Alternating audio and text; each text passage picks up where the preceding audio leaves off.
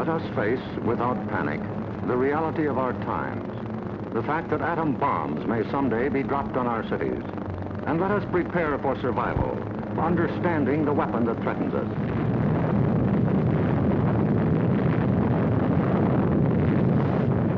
An atom bomb destroys or injures in three ways: by blast, heat, and radioactivity. The blast of an atom bomb is its most important destructive agent. In Japan, whole buildings were flattened by its force. However, many buildings of sturdy construction, even though close to the explosion, remained standing. The principal dangers of blast are flying glass and debris, the fires it may start, and the danger of being crushed in collapsing buildings. The atom bomb destroys by heat. People caught in the open as far as 2 miles away suffered flash burns. Yet, protection could have been easily achieved. Here, a bridge post and rail shielded the surface behind it.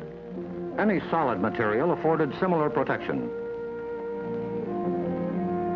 The third weapon of the bomb is radioactivity, thrown off at the instant of explosion. However, the majority of people exposed to radiation recovered completely, including a large percentage of those who suffered serious radiation sickness. Today, they lead normal lives. They bear children. Their children are normal. These, then, are the weapons of the atom bomb that we must protect against: blast, heat, and radioactivity. Our cities are prime targets for atomic attack, but mass evacuation would be disastrous. An enemy would like nothing better than to have us leave our cities empty and unproductive. If an emergency should come, our factories will be battle stations. Production must go on if we are to win. Our offices and homes will also be posts of duty, not to be deserted. With the knowledge of the first atomic explosions to guide us, our chances for survival will be far better than those of the people of Hiroshima and Nagasaki, if we act on our knowledge and are prepared. The first job is to look over your own home for shelter possibilities.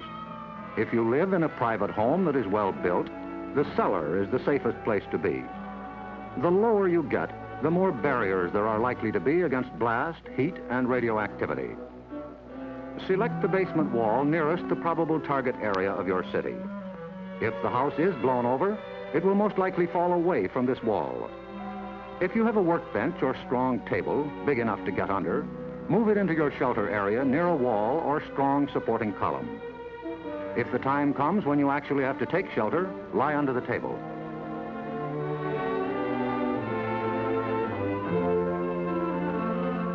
If you live in a home that has no basement, choose a shelter area without windows on the ground floor. An interior hallway is probably best.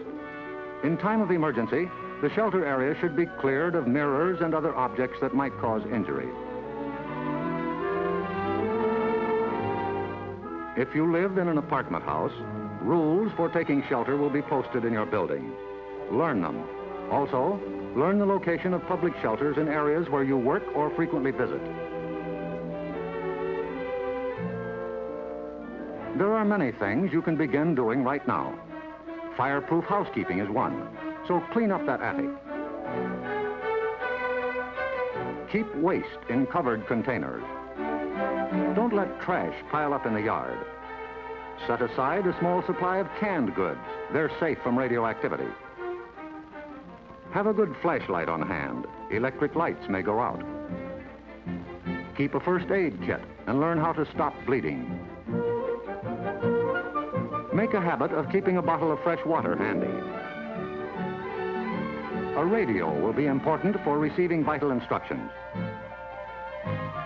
Finally, prepare the shelter area and collect all necessary shelter equipment.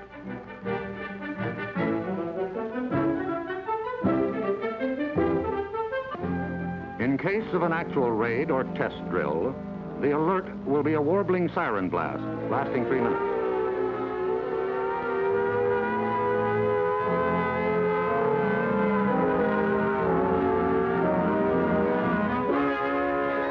Once you hear this, act fast.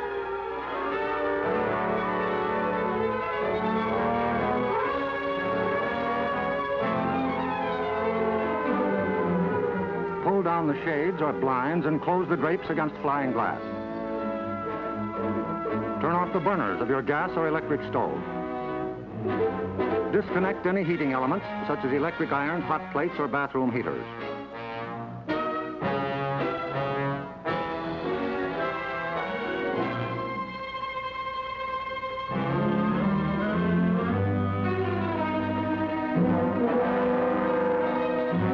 Close all outside doors, but leave them unlocked. Turn off the gas or oil burners.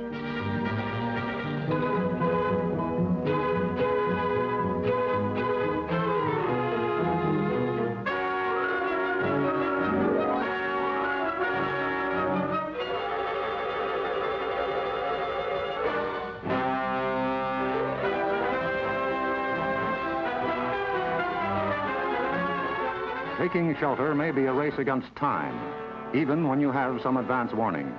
But possibly, there may be no time. An attack could come without warning. The sky would suddenly light up. If a doorway is right at hand, use it. If the nearest shelter is more than a couple of steps away, fall to the ground immediately.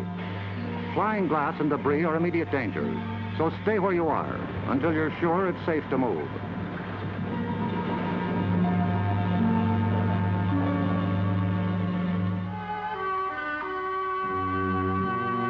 If you are at home when a surprise attack occurs, crawl beneath a table if it is very near, or drop to the floor with your back to the window.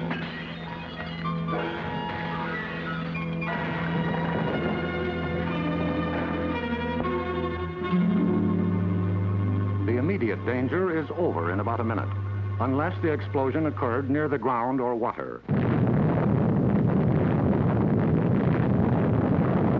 In this case, radioactive materials are trapped in the particles of dirt or water thrown up by the explosion. When these particles fall back to Earth, they may be dangerous.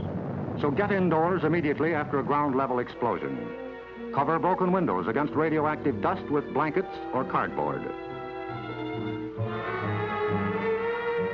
Civil Defense radiological teams, equipped with radiation survey meters, will check on contamination in any bombed area. Stay under cover until you hear officially that it is safe outside. If you have been exposed to radioactive dust, wash the exposed areas. Pay particular attention to your hair. Get all the dirt from under your fingernails. If the people of Hiroshima and Nagasaki had known what we know about civil defense, thousands of lives would have been saved. Yes, the knowledge is ours, and preparation can mean survival for you. So act now. Someday your life may depend on it.